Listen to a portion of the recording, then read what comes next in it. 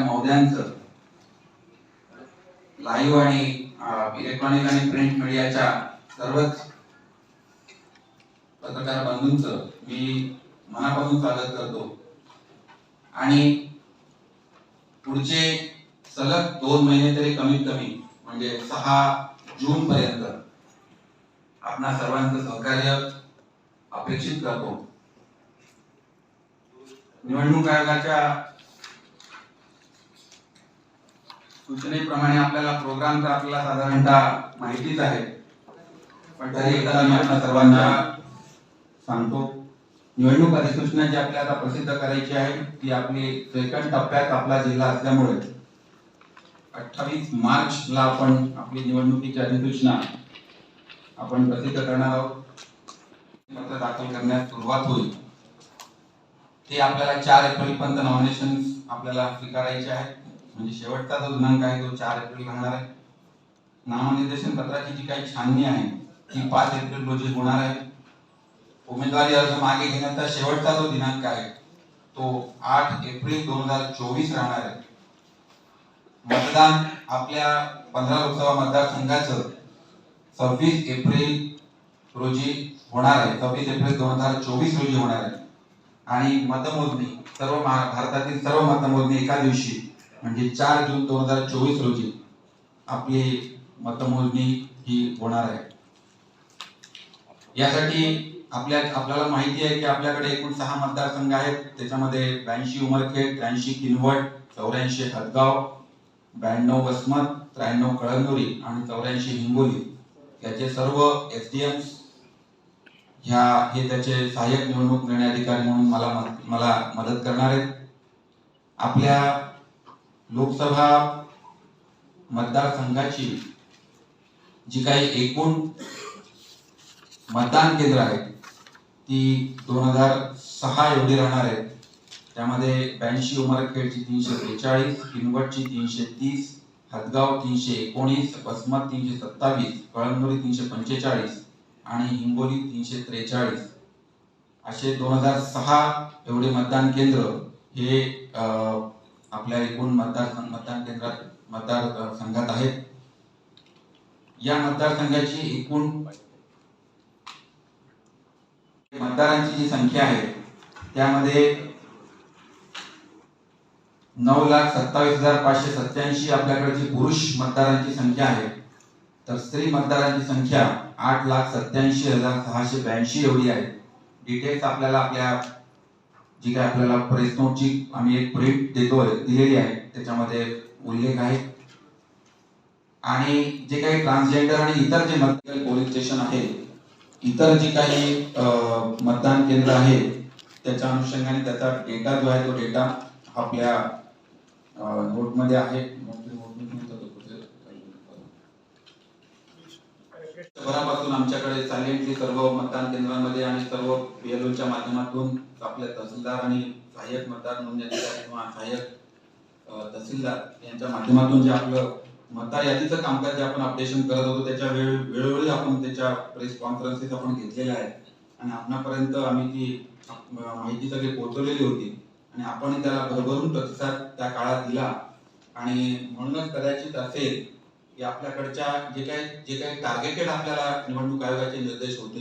त्यामध्ये युवा मतदारांची 18 ते 19 वयोगटातील मतदारांची संख्या वाढवणे, 20 ते 29 हा सुद्धा थोडासा युवा आणि मध्य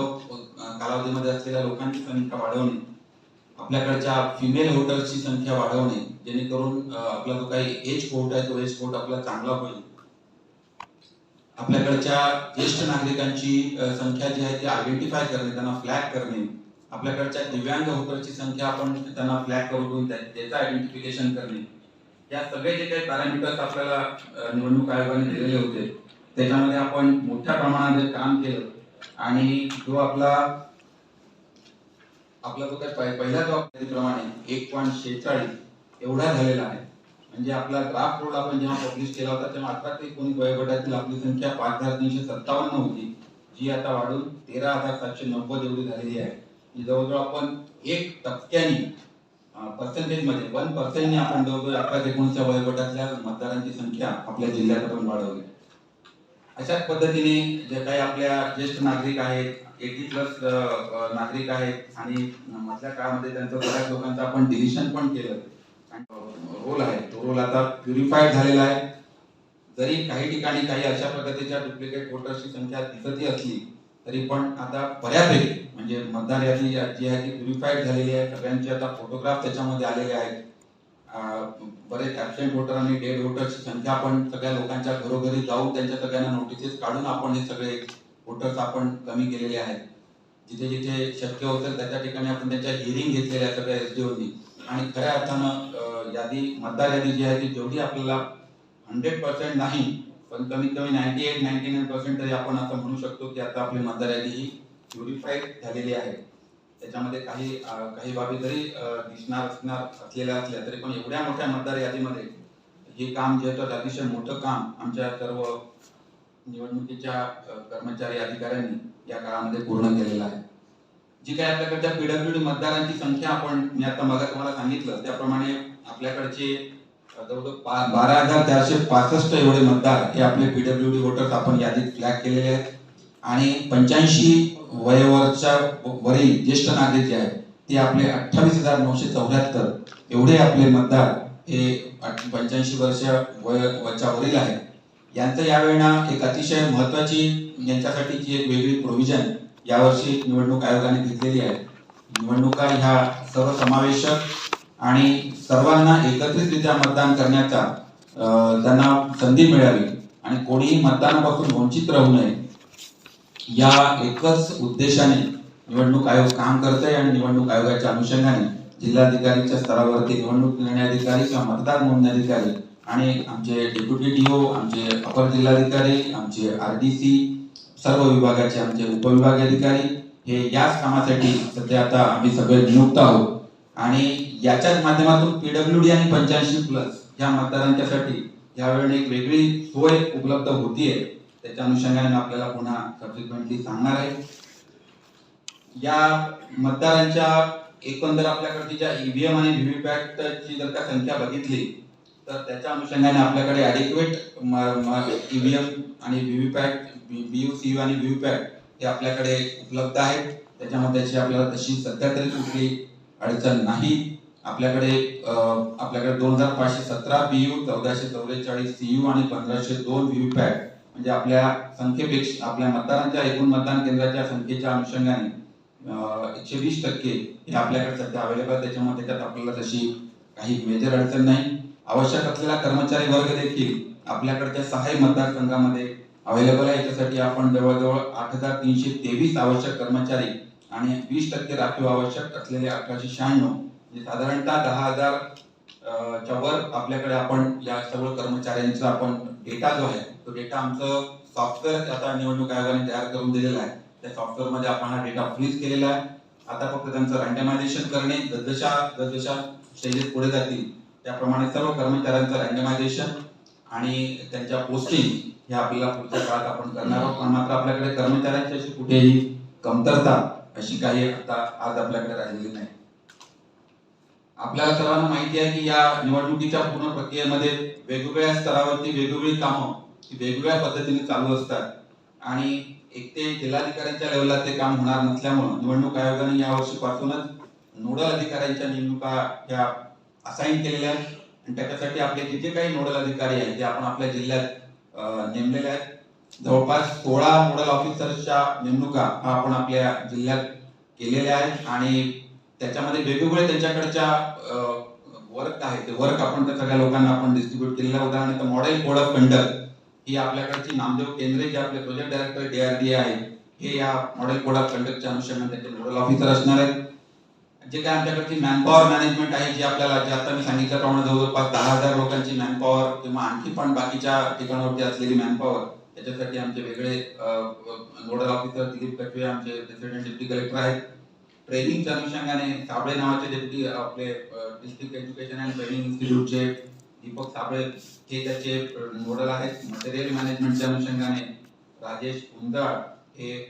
ॲडिशनल DSO जे आता नवीन आलेले आहेत ते त्यांचं मटेरियल मॅनेजमेंटच्या अनुषंगाने त्याचे नोडल राहणार आहेत. ट्रान्सपोर्ट जे काही वेगवेगळ्या पद्धतीचं ट्रान्सपोर्ट आपल्याला परत लागणार आहे कारण आपल्याला सगळ्या पोलिंग स्टेशनला ने-आण करण्यासाठी मतदानाच्या ज्या काही पथक आहेत त्या पथकांना ने-आण करण्यासाठी आणि इतरही वेगवेगळ्या कामांच्यासाठी आपल्याला जे काही ट्रान्सपोर्टच्या सुविधा लागणार आहेत त्याच्यासाठीचं मॅनेजमेंट करायला अनंत जोशी हे आपले आरटीओ हे आमच्यासाठी नोडल ऑफिसर राहणार आहेत. कम्प्युटरायझेशन आणि सायबर सिक्युरिटी आणि आयटी याच्यासाठी आमचे बारी हे DIO जे आहेत याचे डिस्ट्रिक्ट इन्फॉर्मेटिव्ह ऑफिसर हे NIC चे ते याचे आमचं कम्प्युटरायझेशनचं काम बघणार आहेत. कारण यावर्षीचं इलेक्शन थोडंसं इतर मागच्या इलेक्शनच्या पेक्षा अत्यंत सॉफ्टवेअर आणि याच्यावर होणारं इलेक्शन आहे आणि खूप मोठ्या प्रमाणामध्ये IT तंत्रज्ञानाचा वापर निवडणूक आयोगाने यावर्षीच्या पूर्ण प्रक्रियेमध्ये केलेला आहे. त्याच्याविषयी मी आपल्याला पुन्हा थोडक्यात का होईना निश्चित माहिती देणार आहे, जेणेकरून आपल्या माध्यमातूनच ही माहिती आपल्याला सर्व गावातील सर्व मतदार आपल्या मतदान लोकशाही आपल्या लोकसभा मतदारसंघामध्ये वेगवेगळ्या पद्धतीने ती पोहोचू शकेल आणि ती करेक्ट माहिती आपल्या माध्यमातून पोहोचावी हा याच्या मागचा उद्देश आहे. म्हणून ते पण मी आपल्याला थोडक्यात ती माहिती उपलब्ध करून देणार आहे. लॉ अँड ऑर्डरच्या अनुषंगाने आमचे कचवे साहेब राहणार आहेत. Vulnerability mapping, law and order आणि सिक्युरिटी प्लॅन साठी Archana Patil madam additional SP madam त्या याच्यामध्ये ऍडिशनल नोडल ऑफिसर राहतील. ईव्हीएमचं मॅनेजमेंट करायला खिराडे नावाचे ऍडिशनल एक्झिक्युटिव्ह इंजिनियर आहेत, ते राहणार आहेत. एक्सपेंडिचरच्या अनुषंगाने जुंदारे आपले डिस्ट्रिक्ट रेझिडेंट ऑफिसर आहेत, ते राहणार आहेत. बॅलेट पेपर आणि पोस्टल बॅलेट पेपर हा एक पुन्हा मोठा विषय यावर्षीच्या निवडणुकांमध्ये आहे. तो म्हणजे पोस्टल बॅलेट पेपर आणि electronically transmitted postal ballot paper हा एक मोठा विषय राहणार आहे. त्याच्यासाठी आमचे ऍडिशनल कलेक्टर साहेब हे त्याचे नोडल आहेत. मीडिया मॅनेजमेंटसाठी आपले 12 ते डिस्ट्रिक्ट इन्फॉर्मेशन ऑफिसर आहेत, ते मीडियाचं मॅनेजमेंट करणार आणि MCMC आणि सगळे मीडिया आपल्या सहित या सगळ्यांचं नोडलचं काम हे 12 ते 7 राहणार आहे. कम्युनिकेशनच्या अनुषंगाने प्रकाश मेघवाल हे आपले टेलिकॉमचे नोडल ऑफिसर आहेत. हेल्पलाईन जी राहणार आहे आपली रिड्रेसलसाठी ती त्याच्यासाठी आपल्या डिस्ट्रिक्ट प्लॅनिंग ऑफिसरला मी घेतलेला आहे आणि त्याचा जो काही आपला त्याला काय म्हणतात आपल्याला सर्व्हिस करायला घेतलेली आहे. उद्यापर्यंत तो नंबर ऍक्टिव्हेट करून आपण ती कंट्रोल रूम तिथे सुरू करतोय. इलेक्ट्रॉल रोलच्या अनुषंगाने आमचे डेप्युटी DO जे रोडगे साहेब आता जॉईन नव्याने झालेले आहेत ते आमचे इलेक्ट्रॉल रोलचे नोडल ऑफिसर आहेत आणि मग बाकीचे जे आहेत ते ऑब्झर्व्हरच्या सोबत आम्हाला जे लागणार आहे त्या सगळ्या लोकांना आम्ही नोडल ऑफिसर म्हणून या ठिकाणी नेमलेलं आहे, त्याची यादी आपल्या सोबत ठेवलेली आहे. या कामासाठी जी काही विशेष पथकं आपण नेमलेली आहेत त्याच्यामध्ये निवडणुकीचा खर्च नियंत्रण पथक, आचारसंहितेचं पथक, मीडिया सर्टिफिकेशन मॉनिटरिंग कमिटी MCMCचं पथक, जिल्हा संपर्क केंद्राचं डिस्ट्रिक्ट कम्युनिकेशन सेंटरचं पथक, अशा वेगवेगळ्या पथकांची आपण प्रत्येक विधानसभा मतदारसंघाच्या अनुषंगाने तिथे flying squad, static surveillance team, 4 flying squad, 4 static surveillance team, 3 video surveillance team आणि 1 व्हिडिओ व्ह्यूइंग टीम अशा पद्धतीनं पथकांची देखील नियुक्ती ही आपण केलेली आहे आणि ही सर्व पथकं आता आम्ही तात्काळ कार्यान्वित आजपासून आणि त्याची कारवाई आपण सुरू करतो आहोत, जेणेकरून कुठल्याही पद्धतीनं आता जी काही मुवमेंट होती आहे ती संशयास्पद असलेली मुवमेंट आपल्याला ट्रॅक करता यावी हा याच्या मागचा उद्देश आहे. विचार केला तर साधारणतः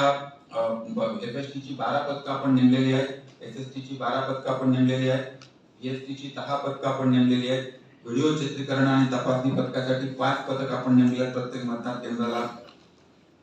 एक जास्त असतील. माझे काउंटिंग त्या ठिकाणी आपण केलेलं होतं. यावर्षी देखील त्याच ठिकाणी आपण त्याचं स्ट्रॉंग रूम पण त्याच ठिकाणी राहणार आहे आणि काउंटिंग पण आपलं सगळ्या मतदारसंघाचं स्ट्रॉंग रूम जे आहे ते स्ट्रॉंग रूम आपली त्याच ठिकाणी राहील आणि त्याच ठिकाणी त्यांच्या खालच्या आणि वरच्या मजल्यावर आपलं काउंटिंग त्या ठिकाणी होणार आहे. याच्यात जी आता तरी पण एकदा आपल्या माध्यमातून ती लोकांच्या पर्यंत पोहोचावी यासाठी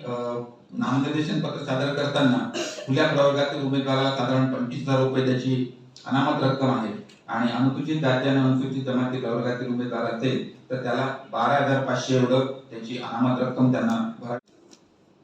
ती पहिल्यांदा 80 लाख होती 19च्या निवडणुकांच्या वेळी, ती आता वाढवून 95 लाख एवढी करण्यात आलेली आहे.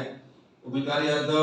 कोणाला जर का भरायचा झाला तर त्याला एका विधानसभा मतदारसंघाच्या मतदार यादीमध्ये मतदार म्हणून नाव नोंदणी झालेली असणे त्याची आवश्यक आहे. कोणालाही जर उमेदवारी अर्ज भरायचा असेल तर त्याला त्याचं नाव मतदार यादीत असणं आवश्यक आहे. याशिवाय जे काही आपल्याला राष्ट्रीय आणि राज्यस्तरीय राजकीय पक्षाचे उमेदवार असेल तर त्याला फक्त एक प्रपोजल किंवा एक सूचकाची गरज आहे. तर इतर इंडिपेंडंट असलेल्या उमेदवारांच्यासाठी 10 सूचकांची आवश्यकता राहणार आहे. या अनुषंगाने जे काय आपल्याला नामनिर्देशन पत्र दाखल करताना निवडणूक निर्णय अधिकाऱ्यांचे जे काही कक्ष आहे त्या कक्षामध्ये 5 लोकांच्या वर त्या कोणालाही आतमध्ये प्रवेश राहणार नाही आणि 3 पेक्षा जास्त वाहने ही निवडणूक निर्णय अधिकारी कार्यालयाच्या 100 मीटरच्या आत कोणालाही आणता येणार नाही. त्यांच्यावर निवडणूक लढणाऱ्या उमेदवारांनी त्यांच्यावर दाखल जर का काही फौजदारी गुन्हे असतील तर त्याची प्रत्यक्ष मतदानाच्या तारखेपूर्वी कमीत कमी 3 वेळा वर्तमानपत्रातून प्रसिद्धी करणे आवश्यक आहे. अशा वर्तमानपत्राची प्रत निवडणूक निर्णय अधिकारी यांच्याकडे सादर करणे आवश्यक आहे. हे जे काही ह्या ज्या काही गाईडलाईन्स आहे या गाईडलाईन्स आपल्याला कॅन्डिडेट्सच्या लगेच आपली बैठक झाल्यानंतर माहिती आहे की आपल्याकडच्या टोटल वोटर्स आपल्याकडे 17,32,540 टोटल वोटर्स आपल्या या मतदारसंघात होते आणि 11,52,214 एवढं वोट कास्ट झाले होते. ज्याचं मेलचं पर्सेंटेज जे आहे ते 68.20 होतं, फिमेलचं पर्सेंटेज जे आहे ते 64.65 होतं आणि ट्रान्सजेंडरचं जे पर्सेंटेज आहे ते 15.38 होतं. अशा पद्धतीनं 66.50 हे आपलं टोटल पर्सेंटेज आपल्या वोटर टर्नआउटचं मागच्या निवडणुकीच्या वेळी होतं. पर्सेंटेज मध्ये हे 66 की आपला अवेअरनेसचा सुद्धा प्रोग्राम मोठ्या प्रमाणात आपण घेतलेला आहे. स्वीपच्या अनुषंगाने वेगवेगळ्या ऍक्टिव्हिटीज आपण आपल्या जिल्ह्यात घेतलेल्या आहेत आणि हे पर्सेंटेज वाढणं अपेक्षित त्याच्यासाठी आहे की सर्वसमावेशक अशी जर का लोकशाही आपल्याला आणायची असेल तर जास्तीत जास्त लोकांनी वोट करणे हा त्याचा गाभा आहे आणि म्हणून यावर्षीचं आपलं उद्दिष्ट आहे की आपण साधारण आता बघूया काय काय आपल्याला कुठपर्यंत त्याला यश येतं, परंतु आपण टार्गेट तर आपण ठेवतो आहोत की आपलं 75% जवळपास आपलं वोटिंग यावर्षी व्हावं. याच अनुषंगाने आपल्या प्रत्येक जे काही मतदान केंद्र आहेत त्या मतदान केंद्रावरती ज्या मिनिमम फॅसिलिटीज आहेत त्या मिनिमम फॅसिलिटीज अवेलेबल करण्याचा आमचा प्रयत्न सगळ्या मतदान केंद्रावरती आहे. ज्या ठिकाणी एक पेक्षा जास्त मतदान केंद्र असतील त्या ठिकाणी आपण वेगवेगळ्या हेल्प डेस्कची देखील त्या ठिकाणी आपण अरेंजमेंट करत आहोत. ज्या काही प्रत्येक मतदान केंद्रावरती त्यांना त्यांच्या टॉयलेटची व्यवस्था, पिण्याच्या पाण्याची व्यवस्था, तिथला पेंडॉलची व्यवस्था, कारण ऊन खूप राहणार असल्यामुळं तिथे पेंडॉलची व्यवस्था आणि अशा मिनिमम ज्या काही फॅसिलिटीज आहेत, रॅम्पची व्यवस्था दिव्यांग आहे त्या लोकांच्यासाठी, अशा पद्धतीच्या ज्या काही मिनिमम फॅसिलिटीज आहेत त्या फॅसिलिटीज आपण त्या ठिकाणी अवेलेबल करून देण्याचं निश्चित केलेलं आहे. त्याच्या अनुषंगाने आमच्या सर्व असिस्टंट रिटर्निंग ऑफिसरांच्या स्तरावरती या सर्व मतदान केंद्राची पाहणी झालेली आहे. त्याच्यामध्ये ज्या काही दुरुस्त्या आहेत त्या सगळ्या दुरुस्त्या करण्याचं काम हे तालुका लेवलवरती आता सुरू आहे आणि काही ठिकाणी आपण आपले मॉडेल पोलिंग स्टेशन पण आपण करत आहोत. त्याच्यामध्ये आपण साधारणतः 4 करतोय. काही दिव्यांग रन पोलिंग स्टेशन आणि काही विमेन रन पोलिंग स्टेशन, जेणेकरून आपल्या महिला मतदारांना त्याचं प्रोत्साहन मिळावं आणि मॅक्झिमम लोकांनी या मतदानाच्या प्रक्रियेमध्ये सहभागी व्हावं यासाठी काही मॉडेल पोलिंग स्टेशन देखील आपण करण्याचं निश्चित केलेलं आहे. मला वाटतं की एवढ्या माहितीच्या आधारे आपण ही आपली पहिली प्रेस कॉन्फरन्स आहे. आपल्या वेळोवेळी अशा पद्धतीच्या प्रेस कॉन्फरन्स आपण आता पुढे येत राहणार आहोत. आपल्या माध्यमातून जे काही आम्ही या मधल्या काळामध्ये केलं ते मतदार यादीच्या अनुषंगाने, मतदार यादीच्या डिलेशनच्या अनुषंगाने, यादी प्युरिफाय करण्याच्या अनुषंगाने आणि तयारीच्या अनुषंगाने अजूनही आमची तयारी सुरू आहे. काही ठिकाणी अजूनही काही कमतरता भासत असणार आहे. आपल्या सर्वांना विनंती आहे की जे काही आपल्या कानाक्षाच्या नजरेतनं जे काही तुम्हाला दिसेल ते आमच्या आपण निदर्शनास आणावं, जेणेकरून आपली ही जी काही पूर्ण लोकशाहीची हा एक एवढा मोठा जगन्नाथाचा रथ आपण ज्याला म्हणतो तो आपल्या जिल्ह्यामध्ये अतिशय चांगल्या पद्धतीने आपण करू शकू. आपल्या जिल्ह्यातील जे काही ऑफेन्सेस आणि हे होते त्याच्या अनुषंगाने देखील मोठ्या प्रमाणामध्ये कारवाई आपण मधल्या काळात केली आणि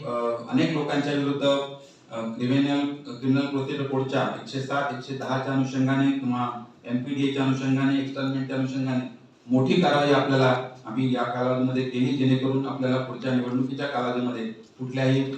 अनटोवर्ड इन्सिडेंटला सामोरं जावं लागणार नाही. याच्या अनुषंगाने देखील आपण मोठ्या प्रमाणात तयारी या ठिकाणी केली आणि आपण आता सर्व पद्धतीने आमची सर्व तयारी करून घेऊन या निवडणुकीच्या पूर्ण प्रक्रियेमध्ये अति यशस्वीरित्या आपण हा सुद्धा जो काही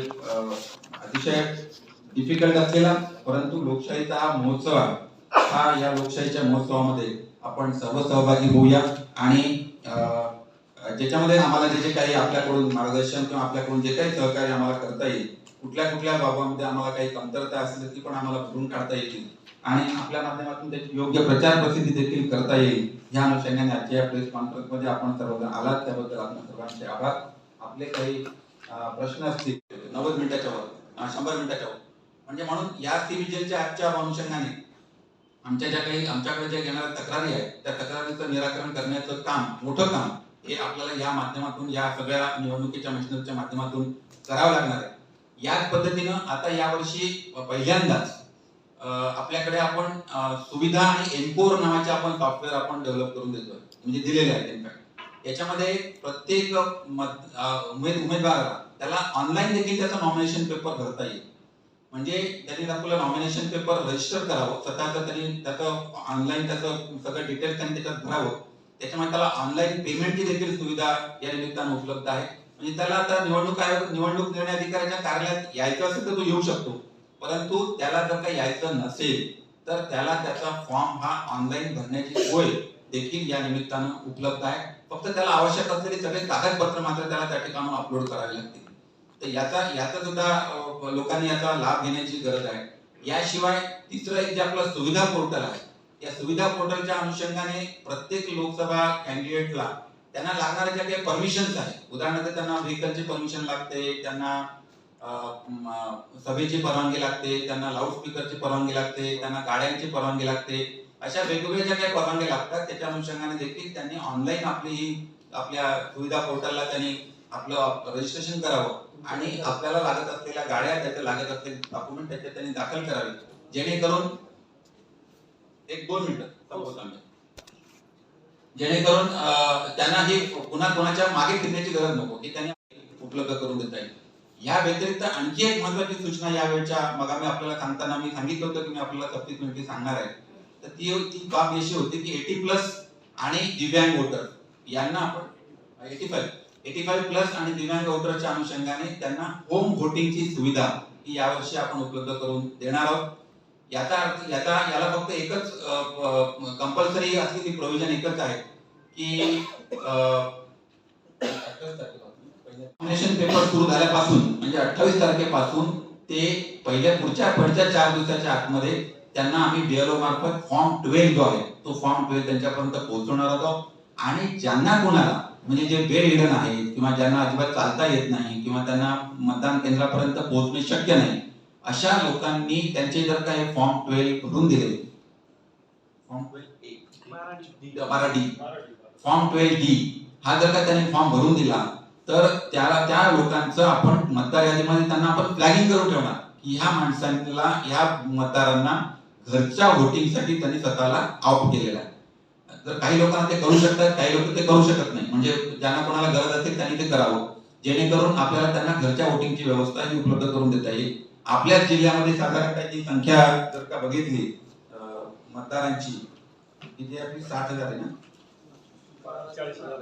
आपल्याकडची 85+ आणि दिव्यांग वोटरची संख्या आहे तर एवढ्या सगळ्या लोकांना आपल्याला ती आपल्याला कशा पद्धतीने देता येईल हा आमचा मुद्दा आहे. त्यामुळे आमची म्हणजे रिक्वेस्ट अशी आहे की ज्या लोकांना खरोखरच त्यांना गरज आहे जिनाईन आहेत आणि खरोखर त्यांना चालायला अडचण आहे ह्या लोकांनी आपल्याला फॉर्म 12 आणि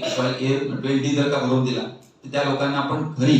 त्यांच्या मतदान केंद्राच्या पथकासह BU CU VVPAT ची सगळी सिस्टम जाऊन त्यांच्या घरी त्यांचं मतदान नोंदवण्याची प्रक्रिया ही आपण या कालावधीमध्ये करणार आहोत. त्याचं जे काही मतदान आहे ते मतदान हे आपल्या रेग्युलर मतदानाच्या रेग्युलर मतदानापर्यंत त्यांना तारीख देऊ आणि जाऊन ज्यांना वोटिंग करता येतं त्या सगळ्या लोकांना घरी जाऊन त्यांचं वोटिंग करण्याची देखील सोय. याचा अर्थ आपण लक्षात घ्या म्हणजे याचा अर्थ असा आहे की निवडणूक आयोग हे असं समजतंय की इन्क्लुसिव्ह ऑफ वोटर्स म्हणजे कोणताही मतदार केवळ मी बेडवर आहे मी चालू शकता लोकशाहीचा गळा घोटण्याचा प्रकार आणि म्हणून मतदानाचा सगळ्यांना आतमध्ये यांना फ्री अँड फेअर इलेक्शन सगळ्या लोकांना मतदानासाठी आपण योग्य त्या संधी उपलब्ध करून देणे आणि त्यांच्याकडून मतदान करून घेणे हा जो काही आपला After the announcement of election, BLO visit the house of potential absentee voters. म्हणजे सिनियर सिटीजन आणि PWD आहे त्यांना BLO आता इलेक्शन डिक्लेअर झालेलं आहे तर फॉर्म डी 12D त्यांना द्यायला त्या ठिकाणी देईल आणि मग त्यांनी BLO ते डिपॉझिट करतील त्यांची फॉर्म डी त्यांच्याकडचे आणि मग ज्यांना म्हणजे त्याचा बेनिफिट घ्यायचा आहे त्या सेवेचा ती मंडळी 12D मध्ये ह्यांना अप्लाय करतील सहाय्यक निवडणूक निर्णय अधिकारी जे यावर आहेत आपले 6 ते आहे आणि मग ज्यांनी अप्लाय केलेला आहे त्यांना मग आपण मोबाईल पोलिंग सेशन आपले राहणार आहे त्यामध्ये एक गॅजेटेड ऑफिसर असेल त्यामध्ये आणि ते पूर्ण साहित्य असेल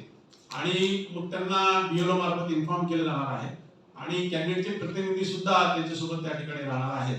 आणि जसं last date of making nomination आपलं 4 ला आहे आणि विड्रॉला 8 ला आहे तर 8 ला आपली कंटेस्टिंग कॅन्डिडेटची लिस्ट सुरुवात होईल त्या 24 तासानंतर आपलं ते बॅलेट पेपर तयार होईल आणि मग तिथून पुढे तर सरांनी मला सांगितलं 24 तारखेपर्यंत 24-25 तारखेपर्यंत आपण त्या मोबाईलच्या ह्याच्या मार्फत त्याचं मतदान करून घेणार आहोत ज्यांनी 12D मध्ये आपल्याला कळवलेलं आहे त्या सुविधेचा वापर करण्याच्या अनुषंगाने ज्यांनी कळवलेलं नाही त्यांना आपण सुविधा केली सरांनी सांगितलं की त्या ठिकाणी दिव्यांगांसाठी सुविधा आहे रॅम्पची व्यवस्था केलेली आहे मंडप त्या ठिकाणी राहणार आहे